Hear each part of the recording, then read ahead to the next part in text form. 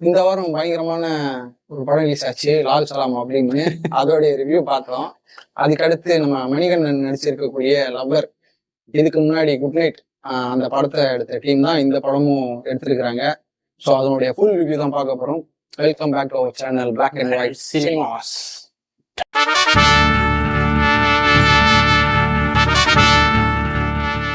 So இந்த படத்தோட hero யாருன்னு பார்த்தா, நம்ம இப்போதைக்கு ஒரு கஷ்டப்பட்டு ஒரு சினிமா பேஷனோட வந்து இத்தனை வருஷம் போராடி கிட்டத்தட்ட ஒரு அவர் சொல்றதை பார்த்தா 20 வருஷம் சினிமாவில் போராடி இருக்காரு. போராடி அதுக்கப்புறம் ஒரு சான்ஸ் கிடைச்சி அதுக்கப்புறம் ஒரு ஹீரோவா 2வது படமா ஹீரோவா 2வது படம் பண்றாரு. மக்கள் செல்வன் விஜய் சேதுபதியோ மக்கள் செல்வன் மணிகண்டன் அப்புறம் இந்த குடும்பங்கள் கொண்டாடவன் சினிமாவில் சொல்லுவாங்க. அந்த மாதிரி விஜய் சேதுபதிக்கு அடுத்துன்னு சொல்லலாம். அந்த மாதிரி கொண்டாடுற ஒரு தம்பியா இருக்காரு மணிகண்டன். எல்லார் மனசையும் பிடிச்சிருக்காரு, அதுதான் சொல்லணும். அதாவது அவர் ஃபேஸே வந்து நம்ம நெக்ஸ்ட் டோர் பாய், அதாவது பக்கத்து வீட்டு பையன் அப்படிங்கிற ஒரு ஃபேஸ் மாதிரி இருக்கு. அதனால ஈஸியா நம்ம அவர்கிட்ட அடாப்ட் ஆக முடியுது. எப்படி நம்ம விஜய் சேதுபதி, அதுக்கப்புறம் அந்த வரிசையில வந்து இவர் ஃபேஸ் வந்து நமக்கு ஈஸியா மேட்ச் ஆயிடும், கனெக்ட் பண்ணிக்க முடியுது. ஓகே, மிடில் கிளாஸ் பையனா இந்த மாதிரி இன்னொசென்ட்டா இருக்கிறான், அழுகுறான், லவ் பண்றான் அப்படிங்கிற மாதிரி நம்மளால ஈஸியா எடுத்துக்க முடியுது இவரோட ஃபேஸ். லவ்வர், இந்த படத்துடைய கதை என்னன்னா, லவ்வர்ஸ் இருக்கிறாங்க, அவங்களுக்குள்ள நடக்கக்கூடிய ஒரு சைக்காலஜிக்கலா நிறைய விஷயங்கள், மிஸ் அண்டர்ஸ்டாண்டிங், அதுக்கப்புறம் வந்து சண்டைகள், அதுக்கப்புறம் சந்தேகங்கள், இந்த மாதிரி நிறைய விஷயம் வருது. எதனால இந்த விஷயங்கள் வந்து பெருசாகுது, ஏன் வந்து பெருசாகுது, அதுக்கப்புறம் 2 பேருக்குள்ள செட் ஆகுமா செட் ஆகாதா அப்படிங்கிற மாதிரியான ஒரு தாட்ஸ் வந்து 2 பேருக்குள்ளயுமே ஓடிட்டு. நம்ம மணிகண்டன் ஃபேமிலி அவர் பார்த்தீங்கன்னா அவங்க அப்பாவுக்கு வந்து 2 ஒய்ஃபு, அதனால அவங்க ஃபேமிலியில் கொஞ்சம் சண்டை அப்படி பிரச்சனையா இருக்கும். அதாவது அவங்க அப்பாவுக்கும் இந்த கதையோட கிளைமேக்ஸ்க்கும் ஒரு சம்மந்தம் இருக்கு. படத்தை பார்த்தா தெரியும். என்னன்னா, வாழ்நாளில் வெறுக்கக்கூடிய ஒரு கேரக்டர் மணிகண்டன் வந்து தான் வாழ்நாளில் வெறுக்கக்கூடிய ஒரு கேரக்டர் அப்படின்னா அது வந்து அவங்களுடைய அப்பா தான். ஸோ அந்த அப்பாவை பற்றி ஹீரோனி கடைசியில் ஒரு ட்விஸ்ட்டாக ஒன்று வைப்பாங்க. அதனால வந்து ஹீரோ வந்து அந்த விஷயமே எனக்கு இனிமேல் லைஃப்பில் வேணான்னு சொல்லிட்டு அவாய்ட் பண்ணிட்டு போவார். ஸோ ஸ்டார்டிங்கில் பார்த்தீங்கன்னா ஃபர்ஸ்ட் ஹாஃப் வந்து படத்தை கொஞ்சம் நல்லாவே கொண்டு போயிருக்காங்க. பயங்கரமாக கனெக்ட் ஆச்சு. நமக்குள்ள வந்து எல்லா லவர்ஸுக்குள்ளேயே இருக்கிற மாதிரியான சண்டைகள், சச்சரவு எல்லாமே வந்துச்சு. பார்த்து ரசிக்கும்படியா இருந்துச்சு. இதுல என்ன எனக்கு பிடிக்காத விஷயம்னா, எனக்கு தனிப்பட்ட முறையில் என்னன்னா, நிறைய சீன் வந்து குடிக்கிற சீனும் வந்து தம் அடிக்கிற சீனும் வந்து பயங்கரமா இருக்கு.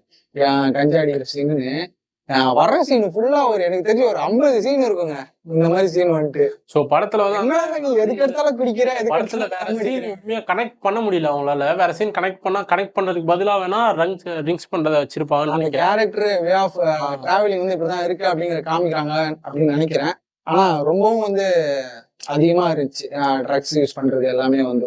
ஸோ அப்படி அதுக்காக வந்து குடும்பங்கள் கொண்டாடாத படம் நீங்க சொல்லிடக்கூடாது. குடும்பங்கள் கொண்டாடும் படம் தான் இது. எல்லாரும் போய் தியேட்டருக்கு போய் பாருங்க. எக்ஸ் லவர்ஸ் கொண்டாடும் வெற்றி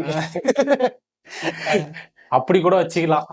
ஃபர்ஸ்ட் ஹாஃப் வந்து சூப்பரா போயிட்டு இருந்துச்சு. செகண்ட் ஹாஃப் என்னன்னா, அது ரியலா நடக்குமான்னு தெரியல. சண்டை போட்ட லவர்ஸ் வந்து தான் ஃப்ரெண்ட்ஸ் கூட ஒரு ட்ரிப் போறாங்க. ஹீரோயின் வந்து ஸோ ஹீரோ வந்து ஜாயின் பண்ணிக்கிறாரு. எப்போ சண்டைலாம் நடந்து முடிஞ்சதுக்கு அப்புறமா எப்படி திரும்பி நான் வந்து உங்களோட பேட்சப் பண்றேன், நீ ஏத்துக்க அப்படிங்கிற ஒரு ஸ்டேஜ்ல இருக்கிற டைம்ல வந்து ட்ரிப்பு கூட்டிட்டு போறாங்க. ஆல்ரெடி ஒரு 7 தெரியும், எல்லாரும் சண்டை போடுறாரு, அடிச்சு வாய உடைக்கிறாரு. இவனை மறுபடியும் ஒரு ட்ரிப்பு கூட்டிட்டு போறான், அங்க என்னென்ன சண்டைலாம் நடக்கும் அப்படிங்கிற கூட்டிட்டு போயிடுறாங்க ஹீரோயின். ப்ராப்ளம் என்னன்னா, ஹீரோனி வந்து எந்த தப்புமே பண்ண மாட்டாங்க, ஆனா பொய் சொல்லுவாங்க. அதனாலவே இந்த கதையில வந்து நிறைய அங்கங்க ட்விஸ்ட் நடக்கும். ஹீரோவும் ஒரு 2-3 இடத்துல பொய் சொல்லுவாரு. அதனால 2-3 தப்பு என்னன்னா, அவருக்கு பிசினஸ்ல ஒரு கேஃபே ஆரம்பிக்கணும் அப்படின்ற ஒரு கான்செப்ட் இருக்கும். ஆனா அதை ஆரம்பிக்கிறதுக்காக ஒருத்தங்கிட்ட போயிட்டு ஏமாந்து வந்துட்டு இருப்பாரு ஒரு பணக்காரங்கிட்ட. அதை வந்து இந்த ஹீரோயினுக்கு வந்து தெரியும் எல்லாமே வந்து, நீ யாருக்கிட்டே ஏமாறாதடா, உனக்கு என்ன தோணுதோ அதை பண்ணு அப்படின்னு. உன்னால கேஃபே ஆரம்பிக்க முடியல, வேலைக்கு போ அப்படின்னு. ஆனா அதை ஏத்துக்க முடியாத மணிகண்டன் வந்து ரொம்ப டிப்ரெஸ் ஆகி குடிக்கிறது, அதுக்கப்புறம் தம் அடிக்கிறது, இதேதான் போயிட்டு இருக்கோம். அதுக்கப்புறம் இல்லைன்னா வேற யாராச்சும் போட்டு அடிக்கிறது. அப்புறம் ஹீரோயின் கிட்ட வந்து ஏத்துக்க சாரின்னு படம் ஃபுல்லா சாரி தான் கேட்டுட்டு இருக்காரு. ஆனா என்ன பண்ணாலும் நம்ம மணிகண்டன் அவரோட லவ் வந்து அவங்க மேல அவ்வளவு லவ் இருக்குன்றத படத்துல அங்க எல்லா இடத்துலயுமே ஒரு பாயிண்ட்லயும் சொல்லியிருப்பாங்க. அழுகுற சீன்லாம் படத்துல பயங்கரமா அழுகுறாரு. படத்துல வந்து ஆமா அழுகுற சீன் நிறைய இருந்துச்சு படத்துல. ஸோ அந்த சென்டிமெண்டா பயங்கரமா கனெக்ட் ஆச்சு. அதுவும் இல்லாம இந்த நம்ம ஜென்ரேஷன்லயும் இப்ப அந்த ப்ராப்ளம் இருக்கு. ஒருத்தவங்க மேல நீங்க ட்ரஸ்ட் வைக்கிறீங்கன்னா அது தப்பு இல்ல. கண்மூடித்தனமான ட்ரஸ்ட் வைக்கிறது என்னைக்கா இருந்தாலும் ஆபத்து. லவ்வர்ஸ்குள்ள வந்து பொய் சொல்லக்கூடாது. முக்கியமா ஒரு சின்ன பொய் கூட பயங்கர ஒரு பெருசா பெரிய விஷயமா வந்து கடைசியில முடியும். அது லவ்வே காலி பண்ணிடும். அந்த மாதிரி ஒரு விஷயத்தையும் இந்த இதுல சொல்லியிருக்காங்க. அப்புறம் மணிகண்டனுடைய ஃப்ரெண்டா வந்து அருணாச்சலேஸ்வரன் பண்ணியிருக்கிறாரு. இந்த ரீல்ஸ் எல்லாம் பார்த்திருப்பீங்க. உளுந்தூர்பேட்டை பையன் பயங்கரமா பண்ணியிருக்காரு. ஃபர்ஸ்ட் டைம் வந்து பிக் ஸ்கிரீன்ல வந்திருக்காருன்னு நினைக்கிறேன். மேலும் வந்து அவருக்கு நிறைய வாய்ப்புகள் கிடைக்கும். நல்லா பண்றாரு, சூப்பரா பண்ணுறோம். சைனீஸ்னு சொன்னாதான் தெரியும். சைனீஸ் அவர் வந்து கேரக்டர் சின்னதா இருந்தாலும் சூப்பரா இருந்துச்சு பேசுற டேல. அவர் ஆனா செகண்ட் ஹாஃப்ல தான் அதுக்கப்புறம் தான் அவரு கொஞ்சம் டிராவல் பண்றாரு. ஆனா அவரு கேரக்டர் காமெடி பேஸ்டா பண்ணல இதுல. ரொம்ப ஒரு சப்போர்ட்டிங் ரோல் மாதிரி தான் ஃபுல்லா பண்ணிட்டு போயிருக்காரு.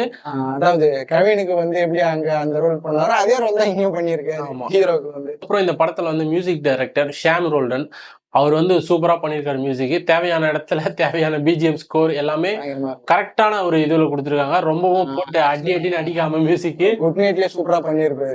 ஆமா அந்த ஒரு அந்த சாங்லாம் சரியா ஒரே ஒரு லெவலா கரெக்டா அந்த ஃபீலிங்ஸ் ஏத்த மாதிரி மியூசிக் எல்லாம் சூப்பரா இருந்துச்சு தியேட்டர்ல இருந்து பார்க்கும்போது. பேக்ரவுண்ட் ஸ்கோர் செம்மையா இருந்துச்சு. ஆமா. அப்புறம் நம்ம டிரெக்டர் ப்ரோக்ராம் வியாஸ், அப்புறம் எடிட்டர் எல்லாம் பயங்கரமா பண்ணியிருந்தாங்க. பரத்ங்கிறவர் வந்து எடிட் பண்ணியிருக்காரு.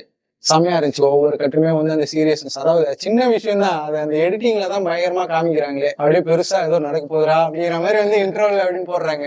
இதுக்கப்புறம் என்ன போதோ அப்படிங்கிற மாதிரி இருக்கு. ஆனா அது ஒரு சின்ன விஷயம் நமக்கு தெரியும். ஸோ இதை வந்து லவர்ஸ் வந்து ரொம்ப விரும்பி போய் பார்க்கலாம். மேபி 2 லவர்ஸ் வந்து சண்டை போட்டுக்கிட்டு இருக்காங்க கப்புள்ஸ் அப்படின்னும் போது இந்த படத்தை பாத்தீங்கன்னா ஒண்ணு சேருவீங்க, இல்லைன்னா பிரிஞ்சு போயிடுவீங்க. கண்டிப்பா எல்லாரும் தியேட்டர் போய் பாருங்க. ஒரு நல்ல எக்ஸ்பீரியன்ஸ் படம் தான். நல்ல எக்ஸ்பீரியன்ஸ் தான். உங்க லைஃப் கூட கனெக்ட் பண்ணி பார்க்க முடியும். லவர் வந்து எப்படின்னா ஓவரால் வந்து பயங்கரமா அப்படின்னு சொல்ல முடியாது. Super movie. பார்க்கலாம் பார்த்து என்ஜாய் பண்ணுங்க. And as usual we are signing off. This is Jack. This is Benny.